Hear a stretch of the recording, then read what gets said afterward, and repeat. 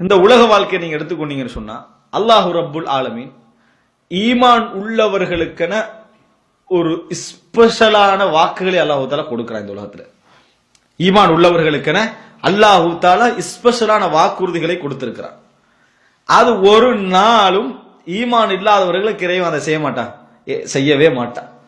அப்ப என்ன ஒரு முஃமின் இரண்டாவது கட்டமா என்ன நினைக்கணும்னு சொன்ன, இந்த உலக வாழ்க்கையில நான் இறைவன் சொல்லுகின்ற முறையில் வாழுவதனால அவன் அந்த வாக்குகள் என்ன செய்வான், நிறைவேற்றுவான். அல்லாஹ் தஆலா சொல்றான், ஈமானுக்குள்ள ஒருத்தர் நுழைறான்னு சொன்னா அவன் என்ன செய்யறான், அவன் என்ன செய்யறான் என்பதை அல்லாஹ் தஆலா சொல்றான். இன்னல்லாஹ இஷ்தரா மினல் முஃமினீன அன்ஃபுஸஹும் வ அம்வாலஹும் பிஅன்ன லஹுமுல் ஜன்னah.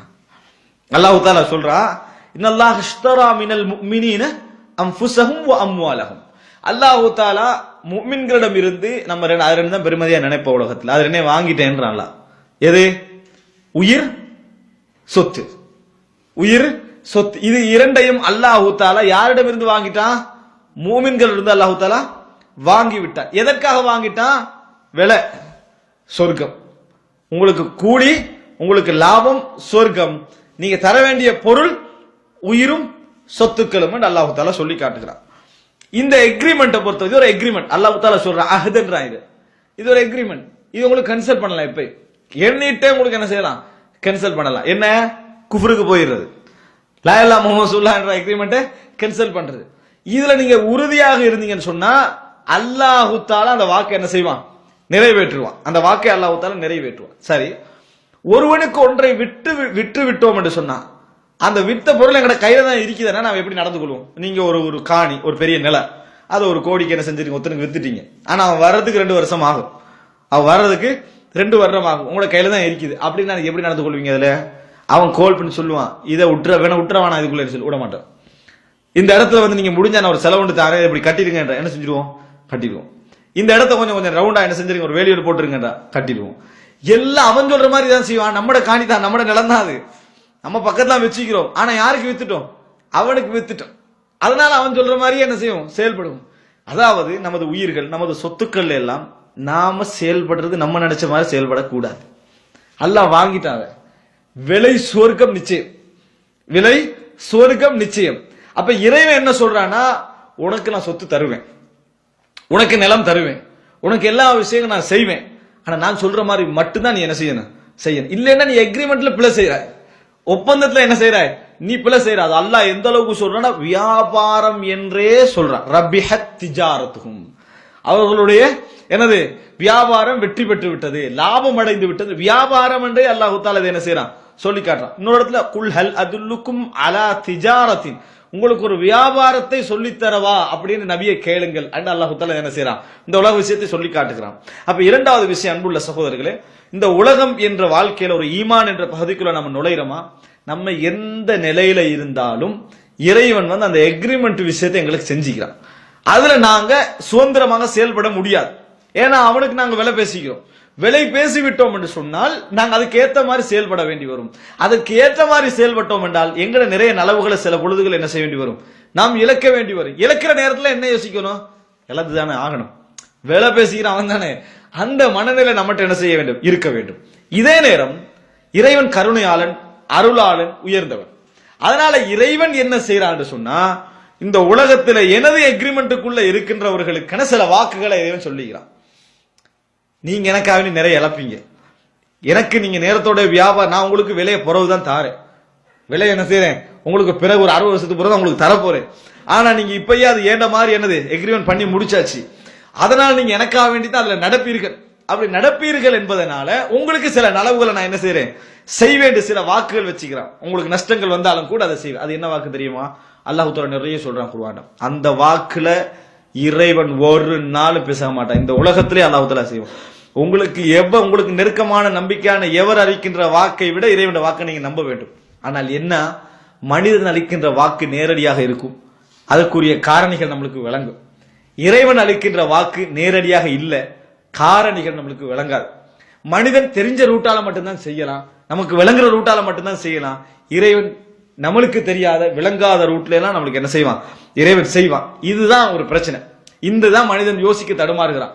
என்ன இறைவன் சொல்றான், வமை யத்தகில்லாஹ், யார் இறைவனை அஞ்சி வாழுகின்றார்களோ, இறைவனை அஞ்சி வாழுகின்றார்களோ, யஜ்அல் லஹு மக்ரஜா, அவனுக்கு அல்லாஹு தாலா அவனது சிக்கல், அவனது பிரச்சனை, அவனது அன்றாட தேவைகள் எல்லாவற்றிலும் ஒரு மஹ்ரஜ் அவனுக்கு வைத்திருப்பான். மஹ்ரஜ் என்ன? எக்ஸிட். பாக்குறது தானே மஹ்ரஜ் என்ன? எக்ஸிட் வச்சிருப்பான்.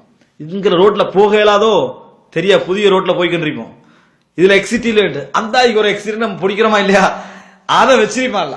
தெரியாத ரோட்ல போற நினைச்சுக்கோங்க, வாழ்க்கை நீங்க ஒரு முறை போற ரோட்டு தான், வாழ்க்கை நீங்க ஒரு முறை போற ரூட்டு தான், அது எங்க எக்ஸிட் உங்களுக்கு என்னது தெரியாது. அந்த எக்ஸிட்டை அல்லாஹ் தஆலா வைத்திருப்பான். மஹ்ரஜ் என்ன செய்திருப்பான்?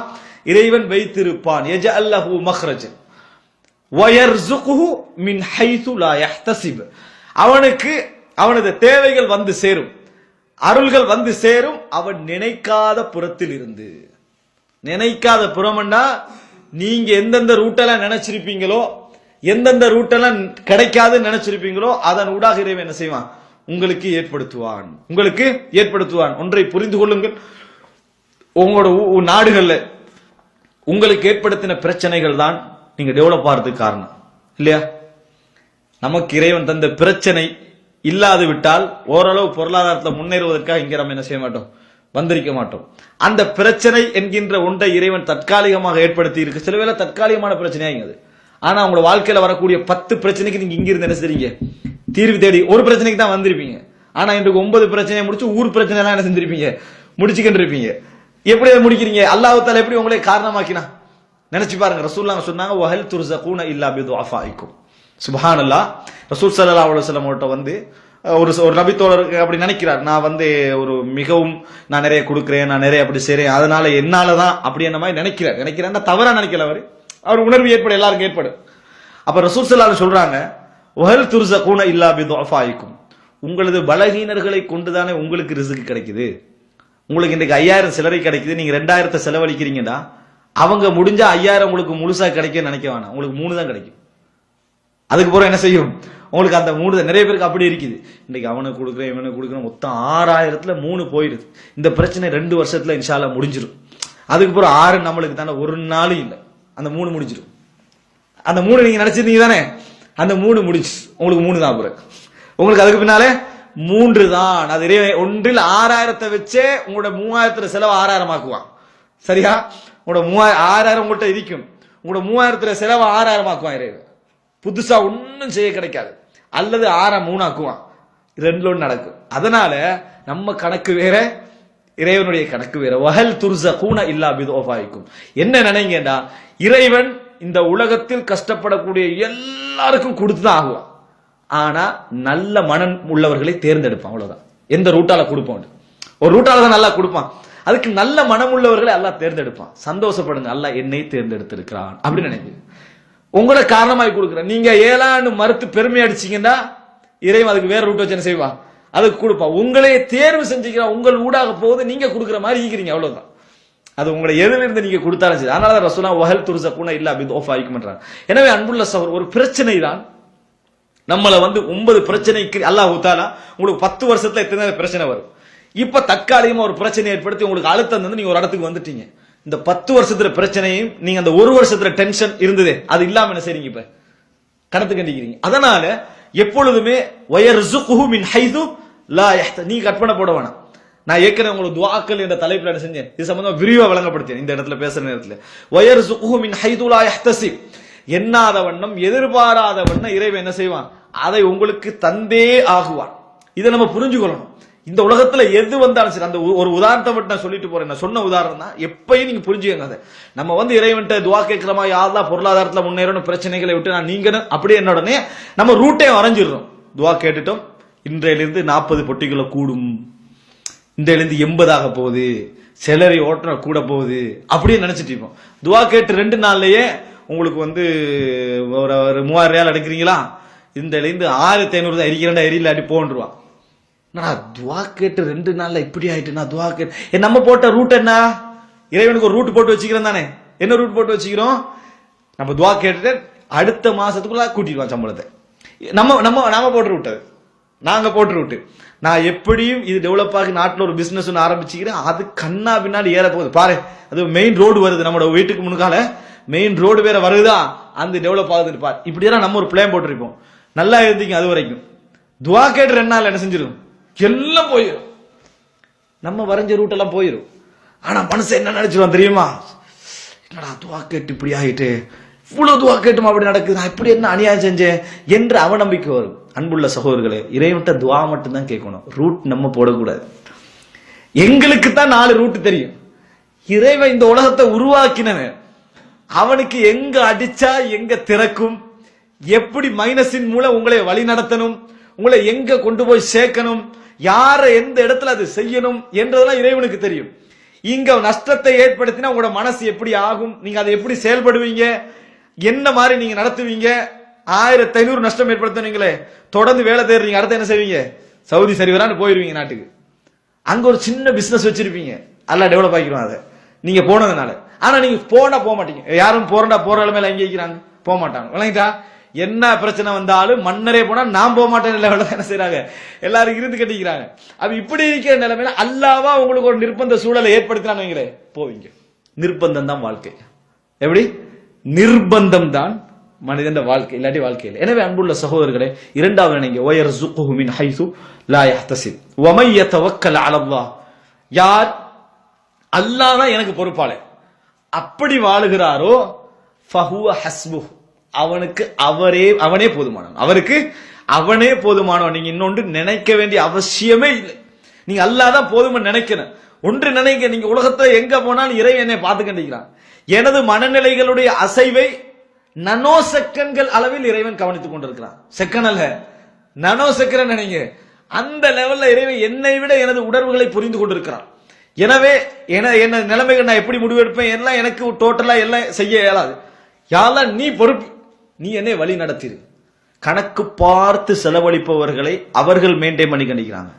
கணக்கில்லாம குடும்பத்துக்கும் அவங்களுக்கும் கொடுக்கின்றவர்களுடைய பொருளாதாரத்தை இறைவன் மெயின்டைன் பண்ணி கொண்டிருக்கிறான். புரிஞ்சுக்கோங்க. கணக்கு பாக்குறாங்களே, அது அவங்களோட கணக்குல போகுது.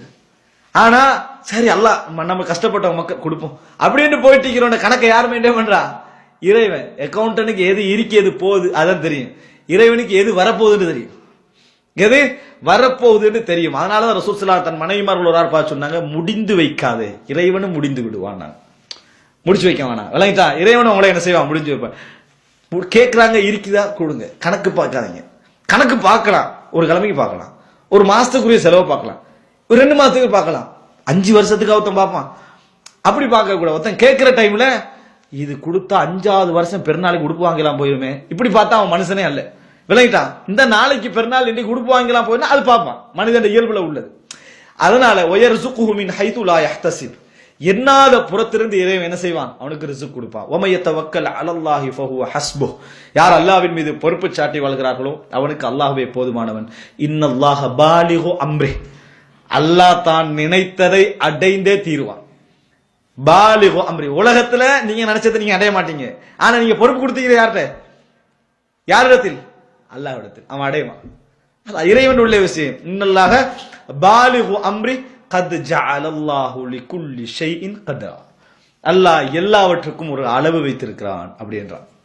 இன்னொரு விஷயம் பாருங்க, இந்த 2வது பகுதியிலே வமை யதவக்கல் அல, அதாவது வமை யத்தகில்லாஹ யஜஅல் லஹு மின் அம்ரிஹி யுஸ்ரா, யார் இறைவனை அஞ்சி வாழுகிறாரோ அவர்களுடைய காரியங்களை இறைவன் இலகுவாக்குவான் அப்படின்றாங்க அல்லாஹ் தஆலா. கஷ்டம், அதாவது இலகுவாக்குவான் என்ன, எல்லாருக்கும் கஷ்டம் தான். ஆனா கஷ்டம் இலேசுன்னு முடிவெடுப்பது யாரு, மனது. மனதுதான் அதை முடிவெடுக்கும். அப்ப அது உங்களோட பார்வைகள், நீங்க அதுக்கு வச்சிருக்கக்கூடிய அளவுகோலை வச்சுதான் கஷ்டம் இழது. கொலை செய்யற, நம்ம கொலை செய்யற நினைச்சா எப்படி இருக்குது, ஆனா இதே நாட்டுல கொலைகாரன் இருக்கிறானா இல்லையா, அவனுக்கு அது லேசாகிக்குது. அவனோட அளவுகோல், அவனது பார்வை இதுதான். இதே மாதிரிதான் நல்ல விஷயத்திலையும் நமது அளவுகோல் தான் நம்மளை முடிவெடுக்கும். அந்த நல்ல அளவுகோல்களை இறைவன் என்ன செய்வான், தருவான். இப்போ முதல் அம்சம் ஈமானிய பார்வை, இந்த உலகத்துடைய ஒவ்வொரு விஷயங்களும். 2வது இறைவன் அளிக்கும் வாக்கு, ஈமானோடு உள்ளவர்களுக்கு இறைவன் அளிக்கும் வாக்கு. இறைவன் என்ன தருவான், எது தருவான், எப்படி தருவான், கஷ்டங்கள்ல என்னென்ன பொறுப்புகளை இறைவன் என்ன செய்திருக்கிறான், அதாவது ஏற்றிருக்கிறான், இதை நம்ம புரிந்து கொள்ள வேண்டும்.